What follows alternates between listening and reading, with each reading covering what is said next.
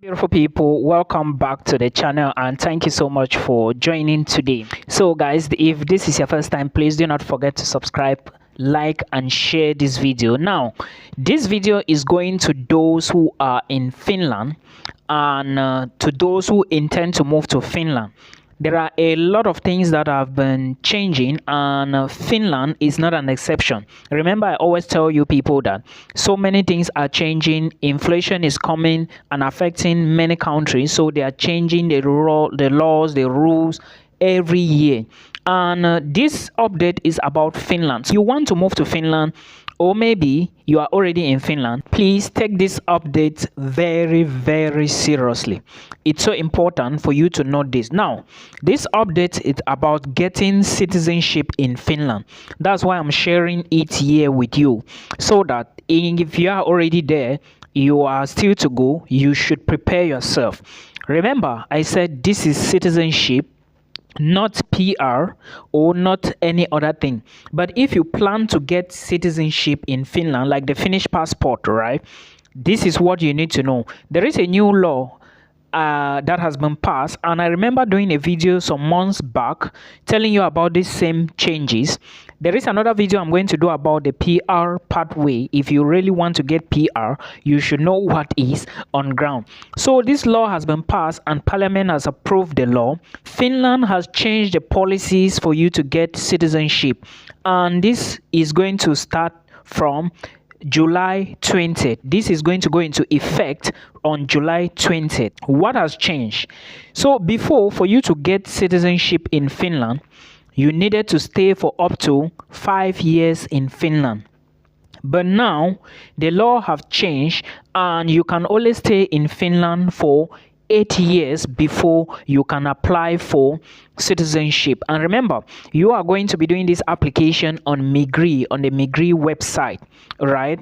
And there are so many things you have to show as evidence before Migri can approve your application. Now, it's not just about staying in Finland for 8 years. You have to stay in Finland for 8 years. And the minimum you cannot stay, like if you want to go on holidays, you want to go for trips, you can stay outside of these 8 years in Finland, but you can move out of these 8 years and you spend maximum 365 days outside of Finland. They will consider 7 years, you understand? So then in the 8 years, they will now approve your stuff. But remember, this 365 days also counts, but that's the minimum. They said out of those 8 years, you can stay outside. Now, remember, on the 8th year, right, on the 8th year, you are about to apply for this citizenship. The 8th year, not the 7th year, the 8th year, you are not supposed to stay outside of Finland for more than 3 months. That is more than 90 days. So within that 8th year, you can maybe every month you have maybe two weeks break, but the total should be 365 days. But on that particular 8th year, you shouldn't be outside of Finland for more than 3 months, which is 90 days. I hope this is clear. Now, this is the first option. The second option is you have to pass your Finnish exam or you have to pass your Swedish exam. This is compulsory for everybody. So to those who have been saying that, oh, language is a problem to them, I got a couple of people from Facebook, they were saying that language is a problem. Then in this case, do not look at any country in Europe, because the only country in Europe now where you don't need the language, like their language is English. So definitely you'll be writing just your IELTS exam to apply for citizenship is Ireland, right? Every other country you need to write maybe the Swedish, the Danish language, the Finnish language, the Slovak language, the Estonian language, or all, you understand? So that is the first thing. Then the second one is either you write the Finnish and pass it or the Swedish and pass it. Take note about that. Then this one goes to the spouse.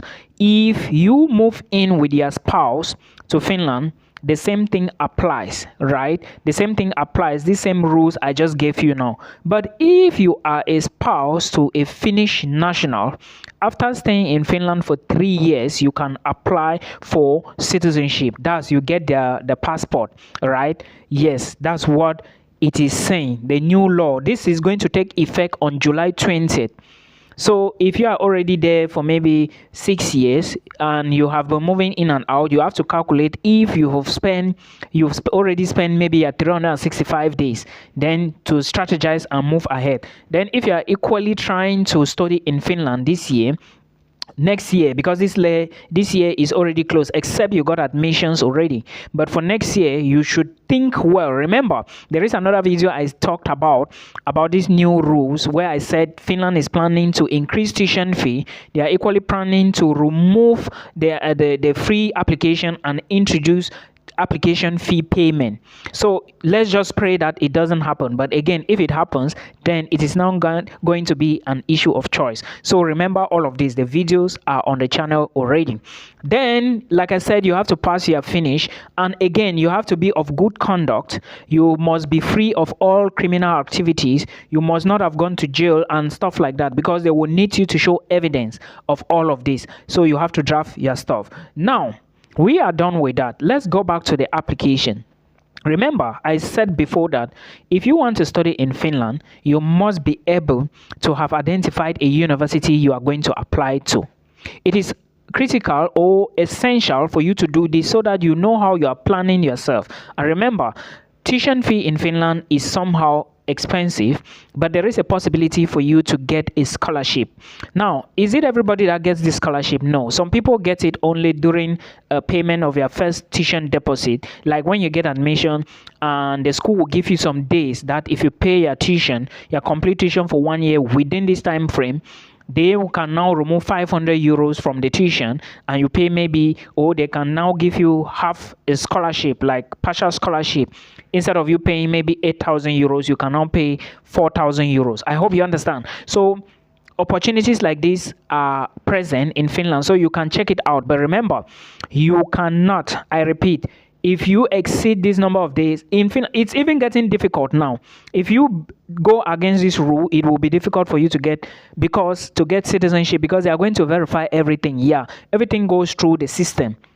That's why it is important as an international student, when you are given 20 hours or 25 hours or 22 hours, please stick to it as your working time, part-time, except that you are working full-time during holidays, because at the end of the day, they are going to bring back your files to the table to check all of these things to see if actually you did the right things. I hope you understand.